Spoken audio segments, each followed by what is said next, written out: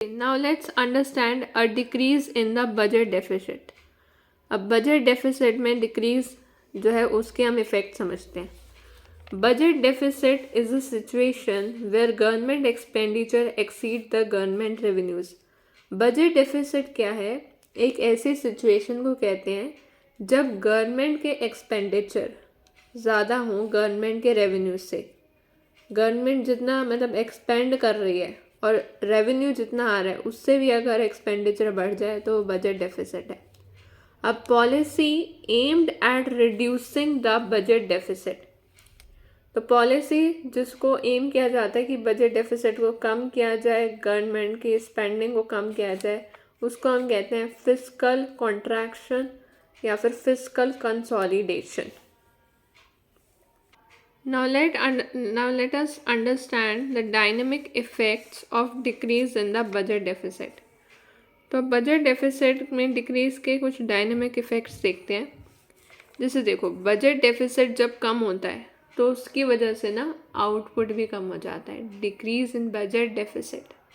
Budget deficit क्या होता है ये पता चल गया, ठीक है, कि भाई जो गवर्नमेंट का एक्सपेंडिचर है वो ज़्यादा है रेवेन्यू से, तो बजट डेफिसिट हो गया. हम उसे डिक्रीज कर रहे हैं तो उसकी वजह से स्टार्टिंग में क्या होगा, initially not overall, output decrease करेगा.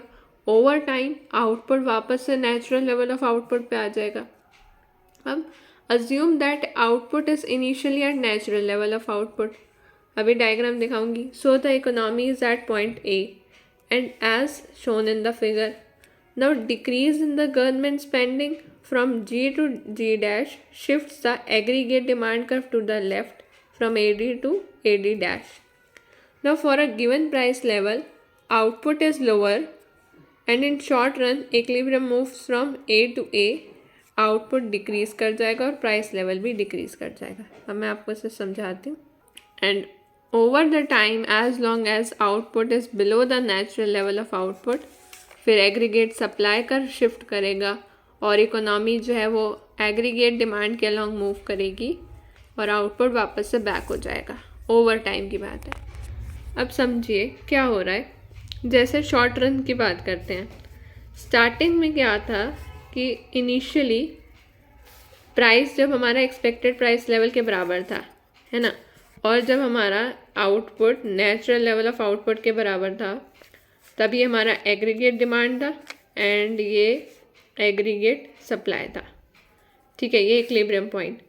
नाउ हुआ क्या, what happens next. Short run में गवर्नमेंट ने क्या किया, अपना एक्सपेंडिचर कम कर दिया ताकि डेफिसिट को रिड्यूस करने के लिए उसने अपना एक्सपेंडिचर कम कर दिया.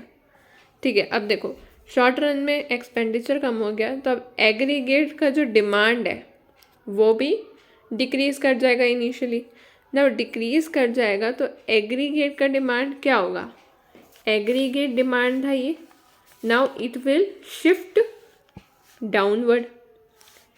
अब डाउनवर्ड शिफ्ट होगा एग्रीगेट डिमांड तो जो प्राइस है एक्सपेक्टेड प्राइस लेवल से वो रिड्यूस हो जाएगा और जो नेचुरल लेवल ऑफ आउटपुट है इससे भी ये क्या हो जाएगा, रिड्यूस हो जाएगा आउटपुट भी, क्योंकि एग्रीगेट डिमांड शिफ्ट करा. और ये क्यों शिफ्ट करा, क्योंकि गवर्नमेंट ने एक्सपेंडिचर अपना कम करा तो एडी जो है कर्व वो क्या होगा, एग्रीगेट डिमांड डिक्रीज होएगी तो एग्रीगेट डिमांड शिफ्ट डाउनवर्ड, जिसकी वजह से हमारा जो नेचुरल लेवल ऑफ आउटपुट है उससे कम हो जाएगा आउटपुट और जो एक्सपेक्टेड प्राइस है उससे प्राइस कम हो जाएगा. अब ओवर टाइम क्या होगा, ओवर टाइम समय के साथ प्रोडक्शन कॉस्ट भी डिक्रीज हो जाएगी क्योंकि एक्सपेक्टेड प्राइस से जो प्राइस है वो कम हो गया. तो अब वापस से जो है वेज सेटर्स चेंज करेंगे कुछ ना कुछ तो प्रोडक्शन कॉस्ट डिक्रीज हो जाएगी. और मीडियम रन में फिर अब एग्रीगेट सप्लाई को चेंज करना पड़ेगा और aggregate supply curve upward shift होएगी क्योंकि प्रोडक्शन कॉस्ट कम हो गई है. तो अब प्रोडक्शन की कॉस्ट कम हो गई है तो सप्लाई बढ़ जाएगी तो aggregate supply curve will shift upward और तब तक जब तक ये नेचुरल लेवल ऑफ आउटपुट तक ना आ जाए. तो अब देखिए आगे क्या होता है.